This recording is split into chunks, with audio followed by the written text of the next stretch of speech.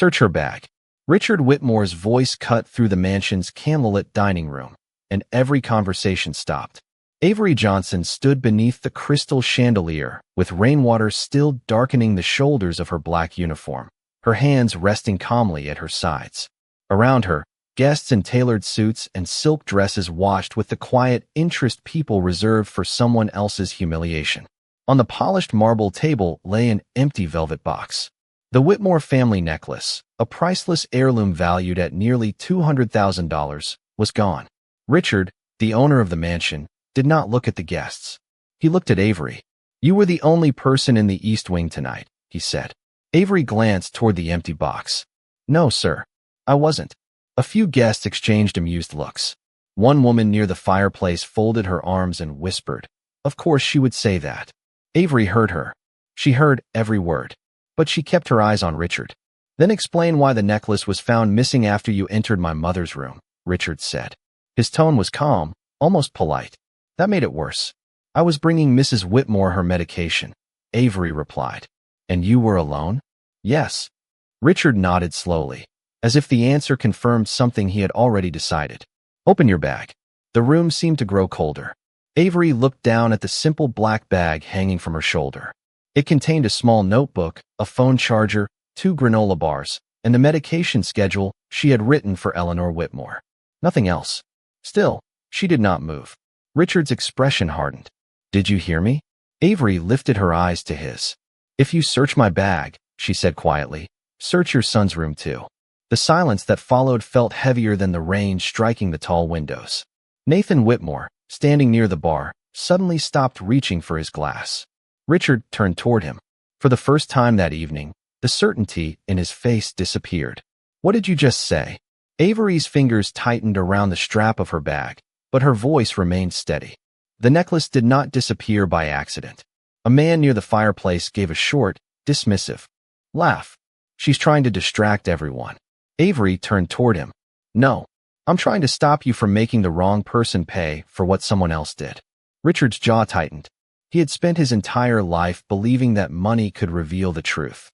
Security cameras, private investigators, lawyers, contracts. Everything in his world had a record, a price, or a signature.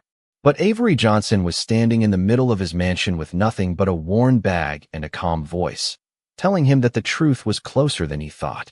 Richard looked at her uniform, then at the guests watching her. To him, she was still the maid.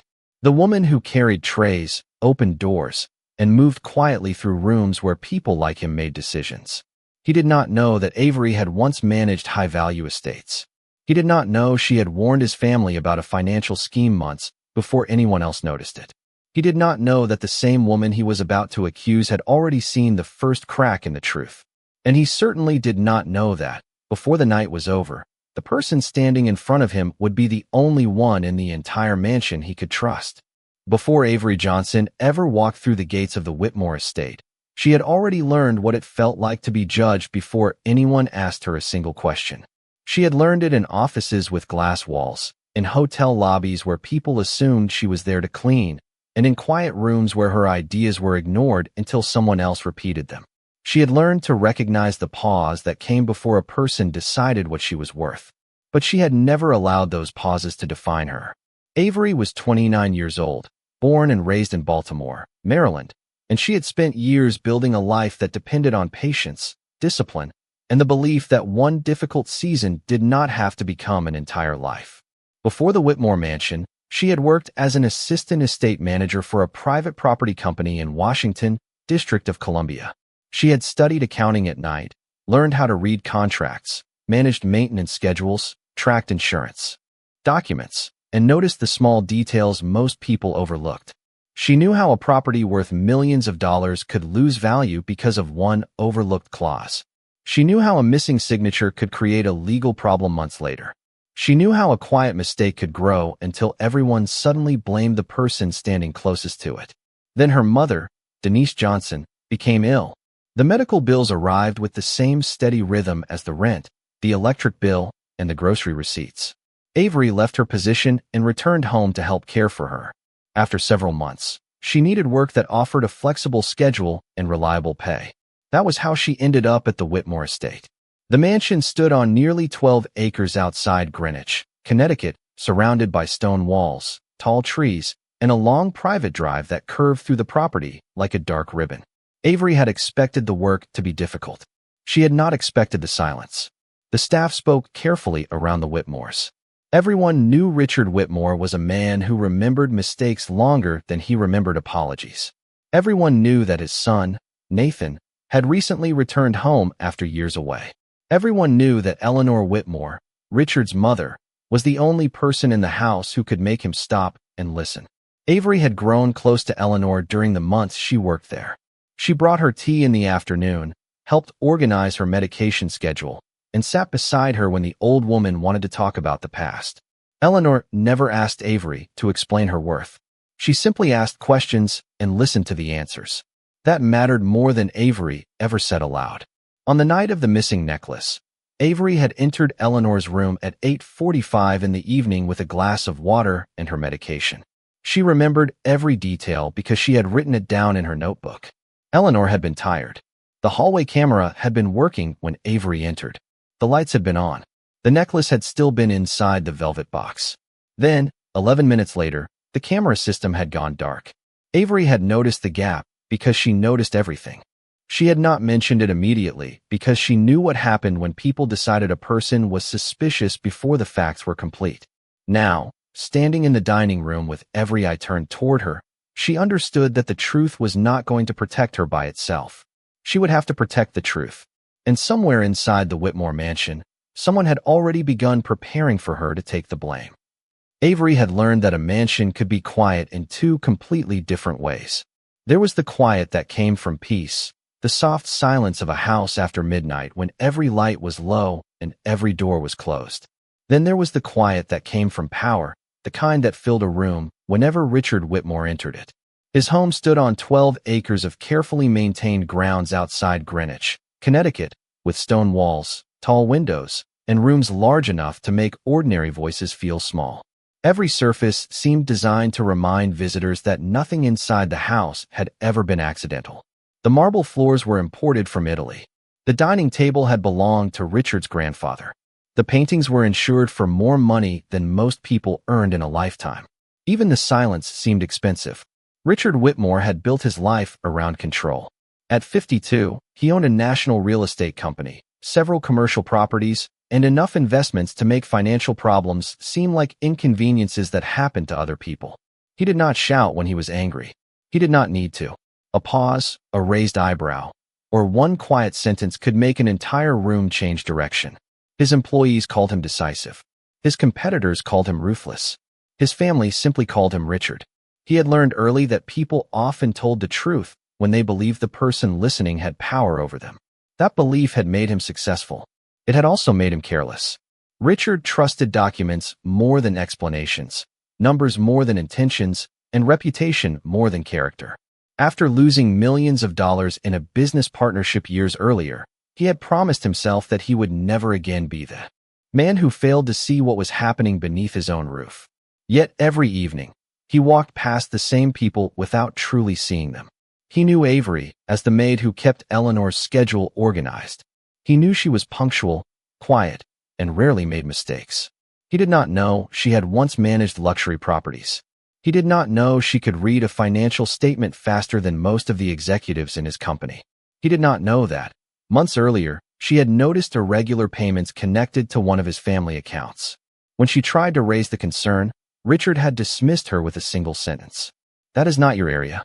Avery had never forgotten the words. Not because they had hurt her pride, but because the numbers had been wrong. She had been right. Richard simply had not wanted to hear it from someone he believed belonged at the edge of the room. That same habit shaped everything about the Whitmore household. Nathan, his 31-year-old son, could walk into a meeting late and still be welcomed with a smile. Avery could arrive 5 minutes early and still be asked why she had not come sooner. Richard did not see the difference. To him, status was evidence. A Whitmore deserved trust until proven otherwise. A servant had to prove innocence before anyone considered the possibility of doubt. That was why the missing necklace had become so dangerous. Richard had not yet examined the evidence. He had only looked at the people standing closest to the loss and decided who seemed believable. Across the dining room, Avery understood that decision before he spoke another word. She saw it in the way his eyes moved from her worn black bag to Nathan's tailored jacket, then back to her again. The truth was already standing in front of him. But Richard Whitmore had spent his entire life believing that truth belonged to the person with the most power to announce it. And that night, for the first time, someone with almost none was about to challenge him. Avery did not raise her voice. She did not step backward. She simply reached into the pocket of her uniform and pulled out the small notebook she carried everywhere. The cover was worn at the corners from months of use, and several pages were filled with neat handwriting, times, initials, and small details that most people would never think to record. Richard noticed it immediately. "What is that?" he asked. "My notes from tonight," Avery said. Nathan shifted near the bar. The movement was small, almost invisible, but Avery saw it. She had spent years learning that people often revealed more with their hands than with their words. Richard glanced toward the security director. "Check her bag." The security director, Marcus Hill, took one step forward. He was a professional man in his 40s who had worked for Richard for nearly a decade. Avery knew he was not cruel. He was simply accustomed to following instructions. She placed the bag on the edge of a nearby chair and opened it herself. Inside were 2 granola bars, a phone charger, a pen, a small bottle of hand lotion, and her notebook. Nothing else. Marcus looked at Richard. Richard looked at Avery. "Search the rest of her room," Richard said. Avery's expression remained calm. "You can do that," she replied. "But before you do, check the east hallway camera." Richard's eyes narrowed. "Why?" "Because the camera stopped recording at 8:56. The room became still again. Avery turned one page in her notebook. "I entered Mrs. Whitmore's room at 8:45. I left at 8:52. The necklace was still in the velvet box when I left." Richard studied her face. "And how do you know the exact time?" "Because I wrote it down." "Why would you write down something like that?" Nathan asked. His voice carried a little too quickly across the room. Avery looked at him. "Because Mrs. Whitmore's medication schedule requires precise timing." Nathan looked away. Richard noticed. He noticed the hesitation, the change in posture, the way his son suddenly became interested in the rain outside the window. But Richard did not yet understand what he was seeing. "You are making a serious accusation," he said. "No," Avery replied. "I am telling you where to look." That answer seemed to unsettle him more than an argument would have. Most people became nervous when Richard questioned them. Avery became more precise. She did not ask him to trust her. She asked him to verify the facts. Then she pointed toward the hallway. "The East Wing camera was working when I entered Mrs. Whitmore's room. It was not working when I left." The gap lasted 11 minutes. Richard turned to Marcus. "Can you confirm that?" Marcus checked the tablet in his hand. His eyes moved across the screen. "There is a recording gap," he said. "From 8:56 until 9:07. Avery nodded once. "The necklace was reported missing at 9:12. Richard looked at her again. "You knew this before tonight?" "I noticed it when I reviewed the schedule." "You reviewed the security schedule?"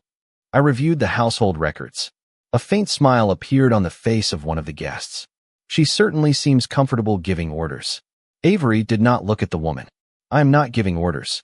I am asking the owner of the house to look at the evidence before he decides who deserves blame." Richard felt the words settle over the room. He could have dismissed her. He had done it before. He could have ordered the search, ended the conversation, and allowed the simplest explanation to become the official one. But Avery had placed one fact in front of him that he could not ignore. The camera had gone dark, and 11 minutes was long enough for someone to change the entire story. Richard Whitmore did not like being corrected in his own house. He liked even less being corrected by someone he had already decided was beneath him. The room seemed to sense the change in his mood. The guests stopped whispering. Marcus lowered the tablet in his hand. Nathan remained near the bar, quiet now, his shoulders stiff beneath his tailored jacket. Avery stood beside the chair where she had placed her bag, the warm light from the chandelier catching the edges of her notebook. "You have made your point," Richard said. "Now let security search your room." Avery looked at him. "You still have not checked the camera." "I know what the camera shows." "No, sir. You know there is a gap." Her answer was calm, but it landed harder than an argument. Richard's expression tightened. "You are a maid in my home. You do not get to question me in front of my guests." The words created a silence that felt different from the one before. Avery looked around the dining room. At the expensive paintings, the polished silver, the people who had watched her stand there without knowing her name until tonight. Then she looked back at Richard. "You are right," she said. "I am a maid in your home." A few guests exchanged satisfied glances, as if she had finally accepted the place they had assigned her. But Avery continued. "That tells you what I do here. It does not tell you what I know." Richard stared at her. Nathan's hand moved away from his glass. "This is ridiculous," Nathan said. "She is trying to create suspicion because she knows the necklace was found in her room." Avery turned toward him. "Was it?" Nathan stopped. Richard looked at him. "What does that mean?" Avery did not answer immediately. She opened her notebook and turned to a page near the back. "I was not in my room after I left Mrs. Whitmore's suite. I went to the laundry room, then the kitchen, then the west hallway." "Why are you explaining your movements?" Richard asked. "Because someone else may need to explain theirs." The room grew colder. Richard reached for the notebook. Avery did not hand it to him. "You can read it," she said. "But you should know that I wrote down every time I passed through the east hallway." Richard looked toward Marcus. "Check the footage." Marcus began scrolling through the security system. Avery knew what would happen next. The system would show her leaving the east wing. It would show her walking toward the kitchen. It would show the camera gap. And then there would be a question no one in the room wanted to ask. Who had access to the security controls? Richard seemed to understand it at the same moment. "Marcus," he said, "who can disable the East Wing cameras?" Marcus hesitated. "The household security team. You, Mr. Nathan Whitmore, and the administrative office." Nathan gave a short laugh. "You cannot be serious." Richard turned toward him. "I did not say anything. You are looking at me like I did something." "I am looking at everyone."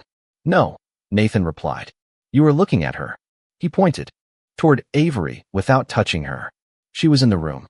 The necklace was found in her belongings. That is enough. Avery felt the familiar pressure of being judged before being heard. She had known that feeling in corporate offices. She had known it in hospital waiting rooms. She had known it when people looked at her skin, her uniform, and her circumstances, then decided they already understood her.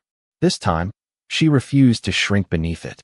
"If the evidence is enough," she said, "then why are you afraid of more evidence?" Nathan went quiet. Richard saw it. Avery saw it. Even the guests saw it. But before anyone could speak again, Marcus looked up from the tablet. His face had changed. "Mr. Whitmore," he said carefully, "there is something else." Richard turned toward him. Marcus swallowed. The camera system was not manually disabled from the security office. Avery's fingers closed around her notebook. Richard's voice lowered. "Then where was it disabled?" Marcus looked toward the second floor. "From inside the house." For several seconds, no one in the dining room moved.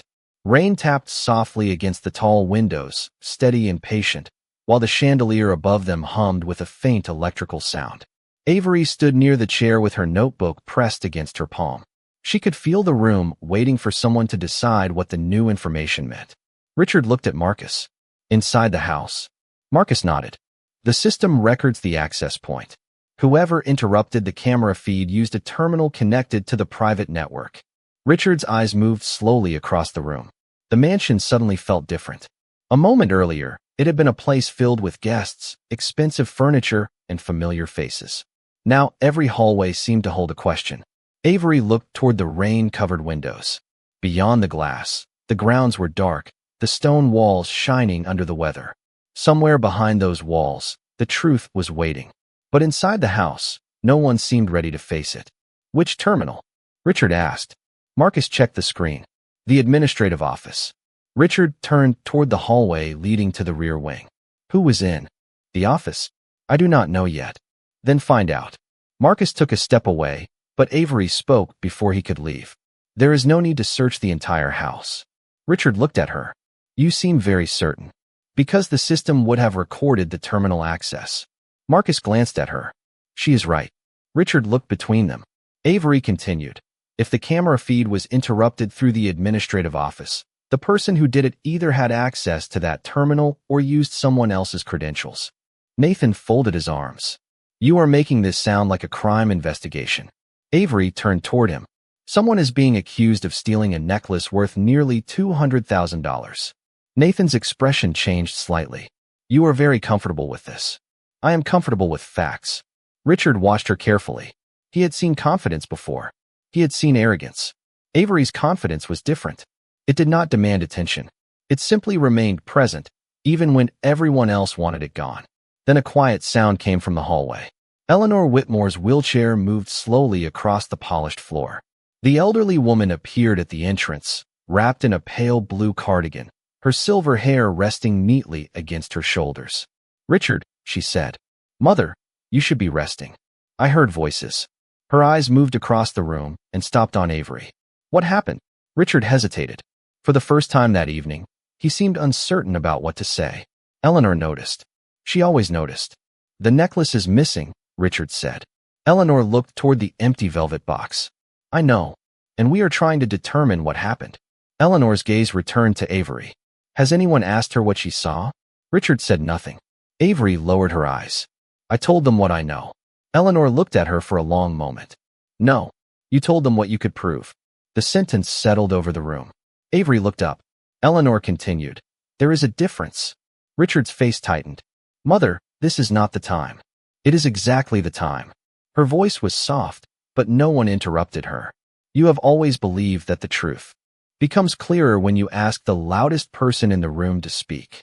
Richard looked away. Eleanor turned toward Avery. "Tell him what you noticed." Avery felt the weight of every eye return to her. She glanced at Richard. He gave a small nod. This time, it was not an order. It was permission. Avery opened her notebook. "At 8:45, I entered your room. The necklace was inside the box. At 8:52, I left. At 8:56, the east hallway camera stopped recording. At 9:07, it came back." She paused. "But there is one more thing." Richard looked at her. "What?" Avery closed the notebook. "When I left your room, I heard someone in the hallway." The rain continued against the glass. "Who?" Richard asked. Avery looked toward the second floor. "I do not know." Then she added quietly, "But I heard a key turn in a door that should have been locked." The key turning in the lock had lasted less than a second, but Avery could still hear it in her mind. A small metallic sound. A quiet movement. A detail most people would have forgotten before they reached the next room. Avery had not forgotten. She had spent years learning that important truths rarely announce themselves. They appeared in small gaps, unfinished sentences, misplaced documents, and doors that were supposed to remain closed. Richard looked toward the second floor. "Which door?" he asked. "The storage room beside the east hallway." Marcus looked up from his tablet. "That room is not part of the camera coverage." Richard turned to him. "Who has access?" Marcus hesitated. "The family. Estate management. A few senior staff members." Richard looked at Avery. "Do you have a key?" "No." "Then why were you near the room?" "I was not near the room. I was walking back toward the service corridor." Nathan gave a quiet laugh. "This is becoming very convenient." Avery looked at him. "For whom?" Nathan did not answer. Eleanor watched her grandson carefully. "Nathan," she said. "What?" "Where were you between 8:50 and 9:10? The question changed the room. Nathan looked at his grandmother. "I was here." "That was not my question." Richard turned toward his son. "Answer her." Nathan glanced at the guests, then at his father. "I went upstairs." "Why?" "I needed to make a phone call." "Where?" "In my room." Avery felt something shift. She opened her notebook again. "The east hallway does not lead directly to your room." Nathan looked at her. "What are you suggesting?" "Nothing. You keep saying that while suggesting everything." Avery closed the notebook. "I am asking questions." Richard looked at Marcus. "Pull the access records for the storage room." Marcus began typing. The rain outside had softened, but the room remained tense. A few minutes later, Marcus looked up. There was an electronic access at 8:58. Richard's face changed. "Whose credentials?" Marcus looked at the screen. "Nathan Whitmore." No one spoke. Nathan stared at the tablet. "That is impossible. The record says your credentials were used." "Then someone used them." Richard looked at his son. "Did you give your access card to anyone?" "No." "Then how was it used?" Nathan opened his mouth, but no answer came. Avery looked toward the empty velvet box. The necklace had not simply disappeared. Someone had created a path. The camera went dark. A door opened. A key turned. Then the necklace appeared in her room. It was not a random series of events. It was a story someone had carefully arranged. Richard seemed to understand it now. His eyes moved from the access record to Avery. "You knew," he said. Avery met his gaze. "I suspected. And you did not tell me." "I tried to." "When?" The moment you asked me to open my bag. Richard looked confused. Avery pointed toward the notebook. I told you to check the camera. I told you to look at the access records. I told you the necklace was still in Mrs. Whitmore's room when I left. Richard's expression hardened. That is not the same as telling me my son may be involved. Avery held his gaze. You would not have believed me. The words landed quietly. Richard had no answer. Then Marcus spoke again. There is another issue. Richard turned toward him. What now? Marcus looked at the screen. The access record shows Nathan's credentials were used. But the system also recorded a second authorization. Richard stepped closer. Whose? Marcus looked at the name. Richard Whitmore. The room went completely silent. Richard stared at the screen. His own credentials had been used at 8:59, 1 minute after his son's. He looked at Avery. For the first time that night, he did not see a maid standing in front of him. He saw the one person who had been telling him the truth from the beginning. And suddenly, he understood that the mystery was much larger than a missing necklace. For the first time that evening, Richard Whitmore looked uncertain. His name appeared on the access record beneath Nathan's, both credentials used within the same 2-minute window. He stared at the screen as if the numbers might rearrange themselves if he looked long enough. I did not access the storage room, he said. Marcus remained silent. Avery watched Richard carefully. Then someone used your credentials, she said. Richard looked at her. You seem very certain. The system is certain. Eleanor reached for the arm of her wheelchair. Richard, when was the last time you used your access card? He thought for a moment. Earlier this afternoon. Where did you leave it? Richard's expression changed. His hand moved instinctively toward the inside pocket of his jacket. He pulled out the card and looked at it. It was still there. Nathan stepped forward. Then someone copied the credentials. Richard turned toward him. How would they do that? Nathan did not answer. Avery looked toward the hallway. The question is not only who could access the room. It is who knew the system well enough to create a trail that would point toward me. Richard's eyes returned to her. You. The accusation came quietly. Avery did not react. If I had done that, I would not have told you to check the cameras. Richard paused. Unless you expected me to find exactly what you wanted me to find. Avery held his gaze. Then you should check everything. The answer stopped him. She was not asking for trust. She was asking for verification. Marcus began reviewing the system logs. Minutes passed. The guests had stopped pretending to be entertained. The necklace had become less important than the question of who had constructed the story around it. Then Marcus looked up. There is an administrative record. Richard turned toward him. What kind of record? A file was opened in the estate management system at 8:54. Avery's attention sharpened. What file? Marcus read from the screen. A personnel file. Richard frowned. Whose? Marcus looked toward Avery. Avery Johnson. The room seemed to lose its warmth. Avery did not move. What does it say? Richard asked. Marcus scrolled. There was a request to terminate her employment. Avery looked at Richard. I did not know about that. Richard's face tightened. I did not authorize it. Then who did? Eleanor asked. Marcus continued reading. The request was created using an executive account. Richard looked toward Nathan. Nathan immediately shook his head. I did not create that. Your credentials were used to access the storage room, Richard said. That does not mean I created the file. Then whose account was used? Marcus looked at the screen again. The executive account belongs to Richard Whitmore. Richard stood completely still. His own name had now appeared twice. One access record connected him to the storage room. Another connected him to an attempt to remove Avery from the household staff. He looked at Avery, and something in his expression finally changed. He remembered the earlier financial warning. He remembered dismissing her. He remembered the way she had looked at him when he told her that her concerns were not her area. Someone has been using my credentials, he said. Avery nodded. Yes. Richard studied her face. You knew? I suspected. Why did you not tell me? Avery looked at the empty velvet box. Because every time I tried to tell you something important, you decided who I was before you listened. The words were not angry. That made them harder to dismiss. Richard lowered his eyes. Eleanor watched him from across the room. Your father used to say the same thing about you, she said. Richard looked at her. What? That you listened only after the truth became expensive. The room went silent again. Then Marcus found one final record. There is a backup file, he said. It was created at 9:08. Richard looked up. Open it. Marcus did. A single line appeared on the screen. Avery Johnson. Restricted access. Do not trust. Richard stared at the words. Avery's name had been marked before the necklace was reported missing. Before the search. Before the accusation. The truth was no longer hidden inside the mansion. It was sitting in front of everyone. Someone had decided Avery would be guilty before the evidence even existed. The room remained silent around the words on the screen. Avery Johnson. Restricted access. Do not trust. Richard stared at the message for several seconds, then slowly turned toward her. Who wrote that? He asked. Marcus looked through the system history. The file was created using an executive account. Whose? Richard already knew the answer. Yours. Avery looked down at the velvet box on the table. The accusation had never begun with the necklace.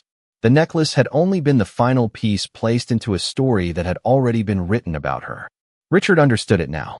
Someone had decided that Avery was suspicious before anyone had searched her belongings.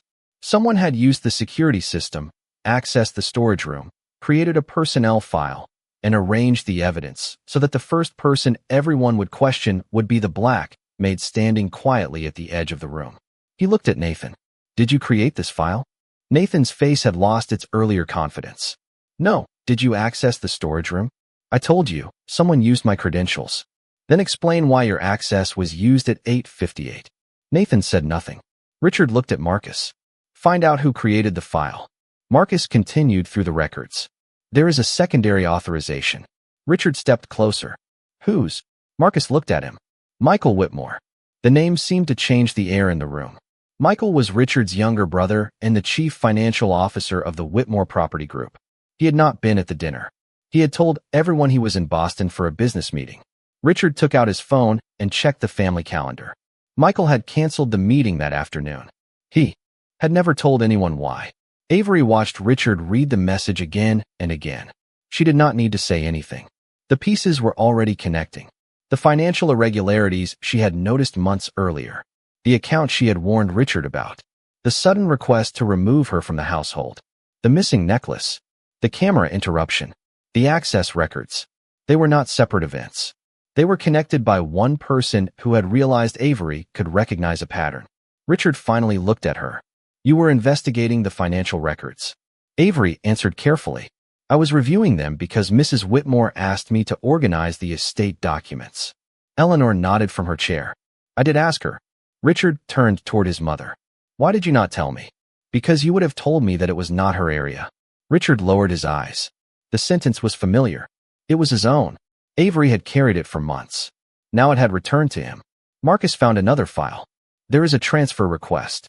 Richard looked up. For what? Several estate accounts. He read the figures from the screen. The amounts were large enough to make the room quiet again. How much? Richard asked. Marcus hesitated. Nearly $6 million. Richard closed his eyes for a moment. The necklace had been a distraction. The real plan was much larger.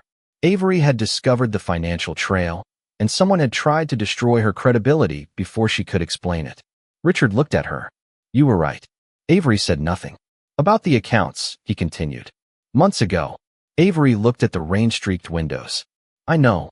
Richard seemed to expect anger. He found none. That made the truth more painful. He had dismissed her because of the uniform she wore.